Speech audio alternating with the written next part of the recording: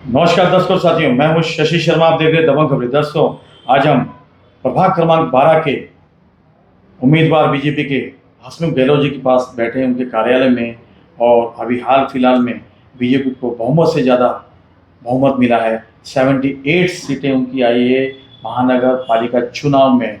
और इनको पूरे नगर सेवकों का गढ़ नेता बनाया है और दूसरी बार इनको गढ़ नेता बनाया है महानगर पालिका में। आइए इनसे जानते हैं कि क्या रणनीति थी इनकी इस चुनाव में। और सबसे ज़्यादा हॉटेस्ट सीट जो थी पूरे मीरा भाईंदर में, सबकी निगाहें टिकी थी 12 नंबर पर। क्या कहेंगे सर?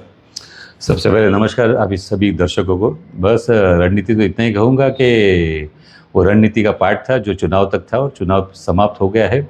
और रणनीति कभी भी खुल के नहीं बताई जाती है, नहीं तो कभी भविष्य में पता चला कि वो हमारे ऊपर ही उपयोग किया जाए। और लोगों ने भर भर के आशीर्वाद दिया। और इस अगर विजय प्राप्त हुआ तो 4 मेन स्तंभ थे इसके। सबसे पहला हमारे जो नेता गण है महाराष्ट्र के, फडणवीस जी, उनका, और साथ ही साथ में अध्यक्ष महोदय जी रविंद्र चौहान जी, उनका विश्वास हमारे नरेंद्र मेहता जी जो नेता है उनके प्रति। दूसरा जो विषय था स्तंभ ये कि नरेंद्र मेहता जी की रचना जो इस चुनाव में की गई, और वो रचना पूरी तरह से सभी लोग ने मेहनत करके यश लिया।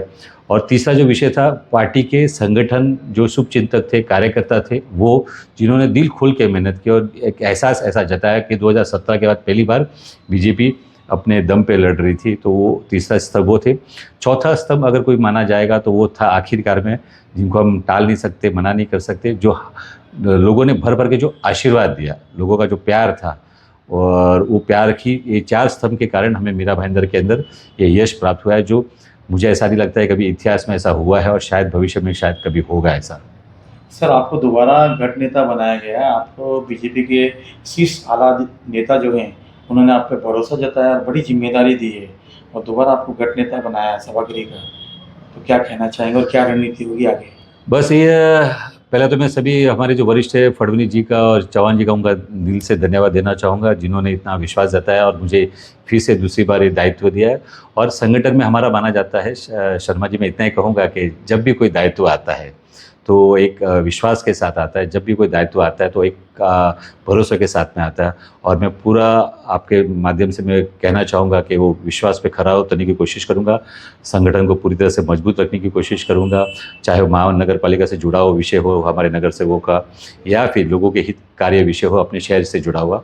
और इस विश्वास पे पूरे खरे उतरने के साथ साथ में कोशिश करूँगा कि लोगों का काम पूर्ण हो और संगठन ज़्यादा से ज़्यादा और बढ़े।